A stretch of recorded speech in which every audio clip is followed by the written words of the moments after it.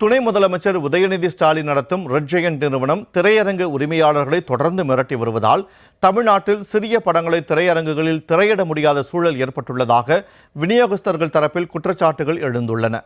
இதுகுறித்து விவரிக்கிறது இந்த செய்தி தொகுப்பு. தமிழகத்தில் விளம்பர திமுக ஆட்சி பொறுப்பேற்ற பிறகு எல்லா துறைகளிலும் தமிழக முதலமைச்சரின் ஸ்டாலின் குடும்பத்தினர் தலையிட்டு வருவதாக பொதுமக்கள் மத்தியில் குற்றச்சாட்டு இருந்து வருகிறது. குறிப்பாக சினிமா துறையில் அவரது குடும்பத்தினர் முழுமையாக ஆக்கிரமித்து மற்ற யாரும் இந்த தொழிலில் பிழைத்துவிடக் கூடாது என்பதற்காக தொடர்ந்து பல்வேறு இன்னல்களை கொடுத்து வருவதாக தயாரிப்பாளர்களும் விநியோகஸ்தர்களும் வேதனை தெரிவிக்கின்றனர். இந்த நிலையில் துணை முதலமைச்சர் உதயநிதி நடத்தி வரும் ரெட் ஜெயண்ட் திரைப்பட தயாரிப்பு நிறுவனம் பெரிய படங்களை தங்களது அரசியல் அதிகாரத்தை வைத்து தயாரிப்பாளர்களை மிரட்டி குறிப்பிட்ட விலைக்கு வாங்கி வெளியிட்டு வருவதாக கூறப்படுகிறது. இதன் காரணமாக சிறிய திரைப்படங்களுக்கு போதுமான திரையரங்குகள் கிடைக்காத சூழல் ஏற்பட்டுள்ளதாக தெரிகிறது. இதனால் தங்கள் படங்களை வெளியிட முடியாததால் கடன் சுமையில் தவித்து வருவதாக சிறிய பட தயாரிப்பாளர்களும் விநியோகஸ்தர்களும் வேதனை தெரிவிக்கின்றனர். ஏற்கனவே இது தொடர்பாக நடிகர் விஷால் மற்றும் இயக்குனர் பேரரசு உள்ளிட்டோர் கண்டனம் தெரிவித்து பேசியிருக்கின்றனர். இது ஒரு புறம் இருக்க, சோனியா அகர்வால் நடிப்பில் கிஃப்ட் மற்றும் புதுமுகங்கள் நடிப்பில் குற்றம் புதிது, கடுக்கா, பேய்கதை உள்ளிட்ட பல்வேறு சிறிய பட்ஜெட் திரைப்படங்கள் வெள்ளிக்கிழமை திரைக்கு வந்துள்ளன. இந்த நிலையில் சிறிய பட்ஜெட் படங்களுக்கு திரையரங்குகள் வழங்கக்கூடாது என ரெட் ஜெயண்ட் நிறுவனம் திரையரங்க உரிமையாளர்களை மிரட்டி வருவதாக கூறப்படுகிறது. ரெட் ஜெயண்ட் மூலமாக வரும் திரைப்படங்களுக்கு மட்டுமே திரையரங்குகள் கொடுக்க வேண்டும் என்றும் மற்ற நிறுவனத்தினர் நேரடியாக வெளியிடும் படங்களுக்கு திரையரங்குகள் கொடுக்க கூடாது என மிரட்டுவதாக குற்றச்சாட்டு எழுந்துள்ளது.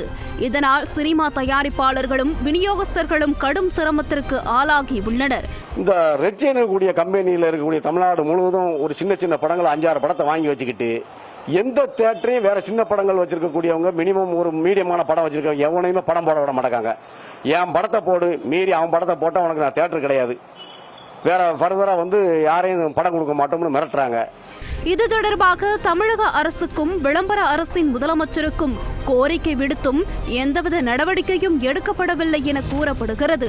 பீகாரில் சென்று வாக்கு திருட்டு குறித்து பேசும் முதலமைச்சருக்கு தனது வீட்டில் உள்ள மகன் சினிமா துறையை கையகப்படுத்தி தயாரிப்பாளர்களை மிரட்டி கோடி கோடியாக பணம் சேர்த்து வருவது தெரியாதா எனவும் பட விநியோகஸ்தர்கள் கேள்வி எழுப்புகின்றனர். நாட்டில் இருக்கக்கூடிய முதலமைச்சர் தன் குடும்பத்தை வச்சு பணத்தையும் தொழிலையும் ஒரு குடும்பத்துக்கு சொந்தமாகிக்கிட்டு இருக்காரு. இதையெல்லாம் இந்த நாட்டில் இன்னைக்கு வறுமையிலையும் பொருளாதாரத்திலும் பின்தங்கி தொழில் செய்ய முடியாம ஒரு மிகப்பெரிய ஒரு விநியோகஸ்தர் கூட்டமும் ப்ரொடியூசர்களும் இன்னைக்கு துர்பாக்கிய நிலைக்கு தள்ளப்பட்டிருக்காங்க. திரையரங்குகள் முழுமையாக தங்கள் கட்டுப்பாட்டில் இருப்பதாக ஒரு மாய பிம்பத்தை உருவாக்கி சிறிய படங்களை வெளியிட ரெட் ஜெயண்ட் நிறுவனம் முட்டுக்கட்டை போடுவதாக பாதிக்கப்பட்ட நெல்லை, தூத்துக்குடி, கன்னியாகுமரி மற்றும் தென்காசி மாவட்ட திரைப்பட விநியோகஸ்தர்கள் வேதனையுடன் தெரிவித்துள்ளனர்.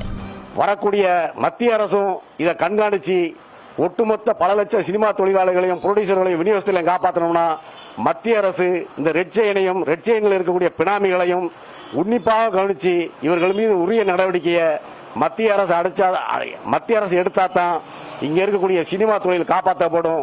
விளம்பர திமுக ஆட்சி அமைந்ததிலிருந்தே தமிழ் சினிமாவில் பட விநியோகஸ்தர்கள் என்ற ஒரு தொழிலே அழிந்துவிட்டது என்றும் ஒரே குடும்பத்தைச் சேர்ந்தவர்களை அனைத்து படங்களையுமே வாங்கிக் கொண்டு அதன் மூலம் கோடி கோடியாக லாபத்தை எடுத்து செல்வதாகவும் குற்றம் சாட்டியுள்ளனர். இதனால் சினிமா துறை ஒரு குடும்பத்தின் கையில் இருந்து வெளியே கொண்டுவர மத்திய அரசும் பிரதமர் மோடியும் நடவடிக்கை எடுக்க வேண்டும் என திரைப்பட விநியோகஸ்தர்கள் கோரிக்கை விடுத்துள்ளது குறிப்பிடத்தக்கது.